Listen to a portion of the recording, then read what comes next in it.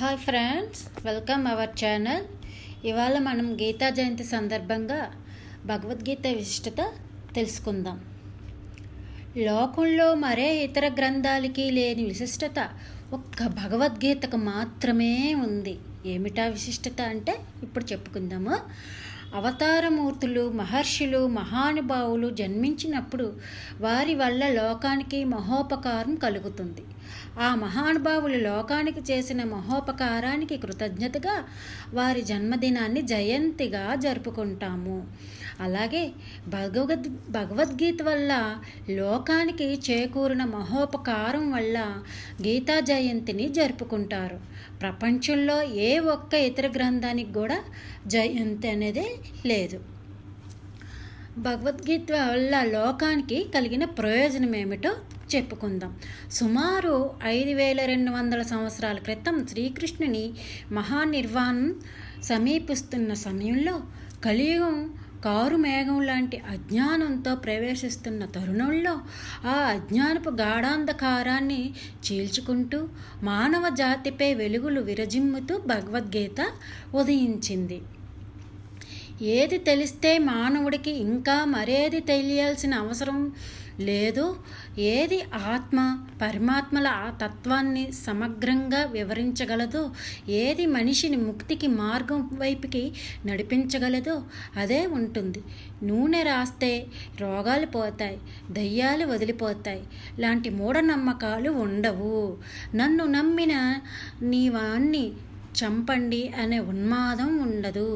నన్ను దేవుడిగా ఒప్పుకోని వాణ్ణి నరకంలో వేసి కాలుస్తానే పైశాచికత్వం ఉండదు. భగవద్గీత చదివితే వైరాగ్యం కలిగి జీవితంపై ఆసక్తి పోతుందా అని కొందరు అనుకుంటారు.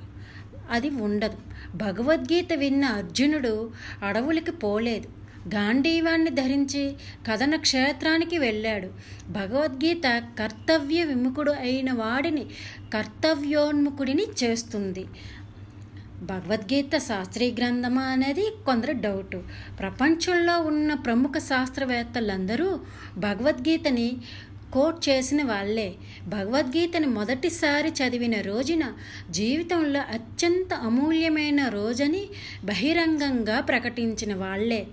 ఇంత ఉన్నతంగా ఉంటే భగవద్గీతే ప్రపంచంలో మొదటి స్థానంలో ఉండాలి కదా.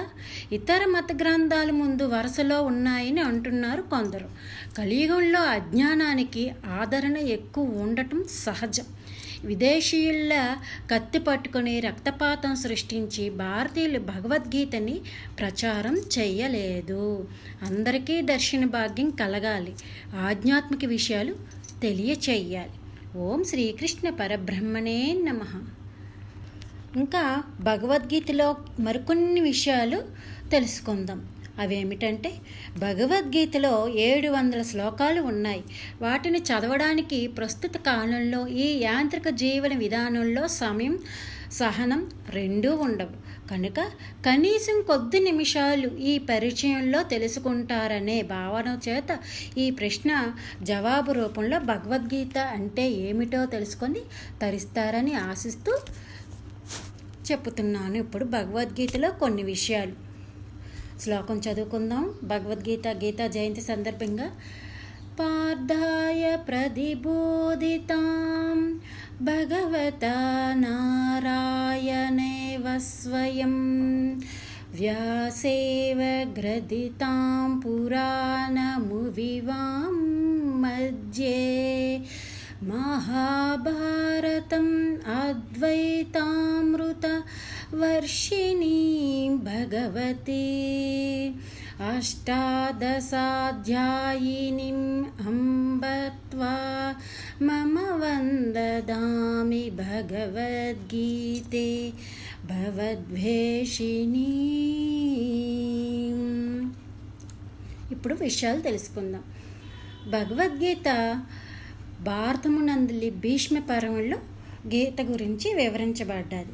ఈ గీతలో 700 శ్లోకాలు కలవు. గీతలో 18 అధ్యాయాలు కలవు. ప్రతి అధ్యాయమునకు యోగము అందురు. గీత కురుక్షేత్రంలో కౌరవ పాండవుల యుద్ధారంభంలో అర్జునికి శ్రీకృష్ణ పరమాత్మచే చెప్పబడింది. నా వారనే మమకారం, నాచే చంపబడుతున్నారనే మోహం అర్జునుని ఆవరించి విషాదాన్ని కలగచేయగా, విషాదయోగాన్ని పోగొట్టి జ్ఞానాన్ని కలగచేయడానికి శ్రీకృష్ణునిచే గీత బోధ చేయబడినది. గీత దీనుడైన అర్జునుని ధీరునిగా మార్చింది. గీతా శ్లోకాలు మానవునిలోని శోకాన్ని దూరం చేస్తాయి. గీతను ధృతరాష్ట్రునికి, సంజయునికి వివరించారు. అర్జునుడు, సంజయుడు, ధృతరాష్ట్రుడు మరియు ఆంజనేయ స్వామి కూడా. గీతలో గల అధ్యాయాల పేర్లు చెప్పుకుందామా? మొదటి అధ్యాయం అర్జున విషాదయోగము, సాంఖ్యయోగము, కర్మయోగము, జ్ఞానయోగము, కర్మ సన్యాస యోగము, సంయమ యోగము, విజ్ఞాన యోగము, అక్షర పరబ్రహ్మ యోగము, రాజవిద్య రాజగుహ్య యోగము, విభూతి యోగము, విశ్వరూప సందర్శన యోగము, భక్తి యోగము, క్షేత్రజ్ఞ విభాగ యోగము, గుణత్రయ విభాగ యోగము, పురుషోత్తమ ప్రాప్తి యోగము, దైవాసుర సంపద్విభాగ యోగము, శ్రద్ధాత్రయ విభాగ యోగము, మోక్ష సన్యాస యోగము. ఈ 18 అధ్యాయాలకు 18 పేర్లు భగవద్గీతలో వివరించబడ్డాయి. శ్రీకృష్ణుడు అర్జునికి గీతబోధ చేసెను. భీష్మునికి చేయకపోవటానికి కారణం ఏమిటంటే, న్యాయం ధర్మం పాండవుల పక్షాన ఉందని చెబుతూ అధర్మపరులైన కౌరవుల పక్షాన యుద్ధం చేశారు. ఆలోచనలకు చెప్పే మాటికి చేసే క్రియకి భేదం ఉన్నది అనగా త్రికరణ శుద్ధి లేదు. అట్టివారు జ్ఞానబోధనకు అర్హులు కారు. ఎప్పుడైనా త్రికరణ శుద్ధి, చిత్తశుద్ధి ఉంటేనే జ్ఞానబోధనకు అర్హులు. ధర్మరాజు ధర్మవర్తనుడే కానీ అతని పశ్చాత్తాపమో కానీ పూర్వతాపం లేదు. ఒక పని చేసే ముందుగానే దాని మంచి చెడ్డలు విచారించేవాడు పూర్వతాపం కలవాడు. జోదం ఆడి ఓడిపోయి అడవుల పాలయ్యక జరిగిన దానికి పశ్చాత్తాపడి ప్రాయశ్చిత్తం చేసుకోవడం ప్రారంభించాడు. ముందుగా దాని పర్యవసానం ఏమిటో ఆలోచించలేదు. పూర్వతాపం లేని వారు గీత బోధకు అర్హులు కారు. అర్జునుడు యుద్ధభూముల్లోకి ప్రవేశించి తన వారినందరినీ చూచి, ఇంతమందిని చంపి ఈ రాజ్యాన్ని అనుభవించట కంటే భిక్షాటన మేలు.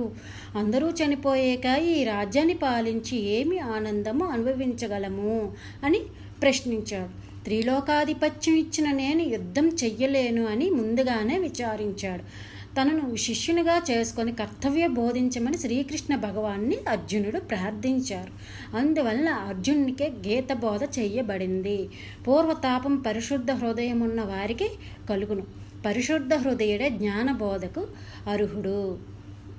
గీత బోధించే వాళ్ళకి, గీత వినే వాళ్ళకి, గీత చదివే వాళ్ళకి కూడా మంచి కలుగుతుంది. జ్ఞాన మార్గంలో, ధర్మ మార్గంలో, సమాజంలో ఎలాగ ఉండాలి, ఇతరుల పట్ల ఎలా నడవాలి, ధర్మబద్ధంగా ఎలాగ జీవించాలి, ఒకరి మనసు ఎలా నొప్పించకూడదు, మంచి జీవనం గడపటానికి సన్మార్గం చూపించేదే భగవద్గీత. అందరూ భగవద్గీతను చదవండి, ఆచరించండి. జై శ్రీమన్నారాయణ. హరే కృష్ణ.